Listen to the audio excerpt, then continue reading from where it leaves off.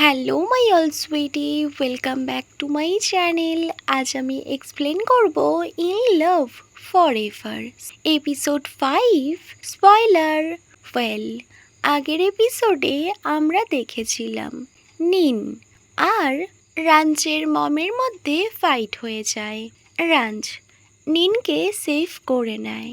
Next, ranch ওর মমকে বারবার বোঝানোর চেষ্টা করে, বাট ওর মম ওকে বলে, ওয়েল রাঞ্চ, তুমি তো আগে এমনটা ছিলে না।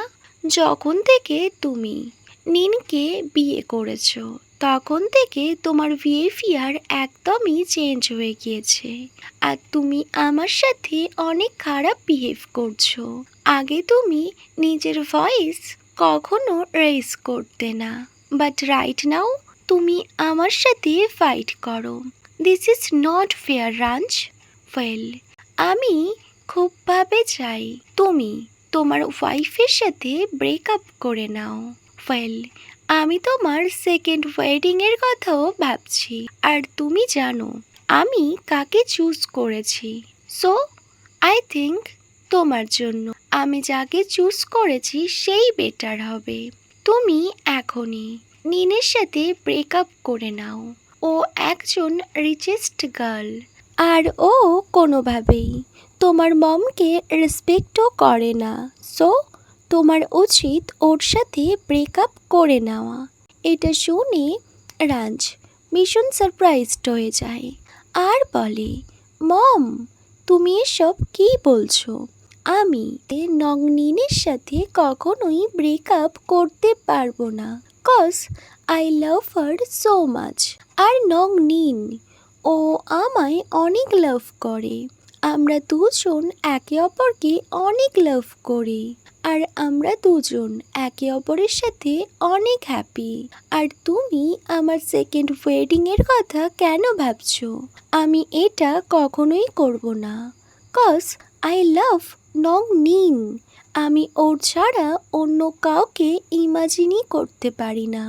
এটা শুনে রাঞ্চের মম আরও অ্যাংরি হয়ে যায়, আর উনি ব্যাস নংনিনের নামে আরও উল্টোপাল্টা কথা বলতে থাকে, আর বারবার বলতে থাকে, তুমি তোমার বিহেভিয়ার সব কিছুই একদম চেঞ্জ হয়ে গিয়েছে।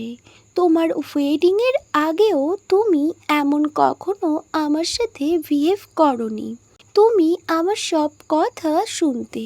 সো রাইট নাও তোমার প্রবলেম কি? ওয়েল, রাঞ্চও ভীষণ টায়ার্ড হয়ে পড়ে। ও কোনোভাবেই ওর মমকে বোঝাতেই পারছে না ও নিনকে ঠিক কতটা লাভ করে, আর ও নিনকে ছাড়া অন্য কারোর কথা ভাবতেও পারে না। ও নিনের সাথে কখনোই ব্রেকআপ করতে পারবে না। ওয়েল, নেক্সট সিন কাট হয়। নিন আর রাঞ্চকে দেখায় ওরা দুজন একসাথেই ছিল, আর ওরা একে অপরের সাথে ব্যাস কথা বলছিল।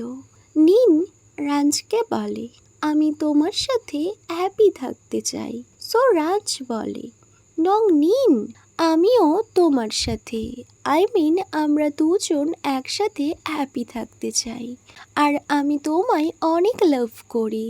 নংনিনও পিরাঞ্চকে রিপ্লাই করে, I love you so much পিরাঞ্চ। ওয়েল, দেন ওরা দুজন ব্যাস স্মাইল করতে থাকে। অ্যাকচুয়ালি নিন রাঞ্চের উপর এখনও ট্রাস্ট করে, আর ও জানে রাঞ্চ কিছু একটা অবশ্যই করবে, ওদের সম্পর্ক যেমনই হোক না। রাঞ্চ নংনিনকে বলে, নংনিন, ইউ ডোন্ট ওয়ারি, আমি সব কিছু ঠিক করে দেব। এটা শুনে নিন স্মাইল করে আর নোট করতে থাকে। ওয়েল, দেন ওদের বেডরুম দেখায়, যেখানে নিন আর রাঞ্চ একসাথেই ছিল, আর ওরা দুজন একে অপরের সাথে আবার ইন্টিমেট হয়, আর ওরা দুজন একসাথে একটা কিউট কোয়ালিটি টাইম স্পেন্ড করে আর বিউটিফুল নাইট এনজয় করে। ওকে মাই অল সুইটি, এখানেই in love for ever episode 5 spoiler end হয়। Wait for my next video. Bye. Good night.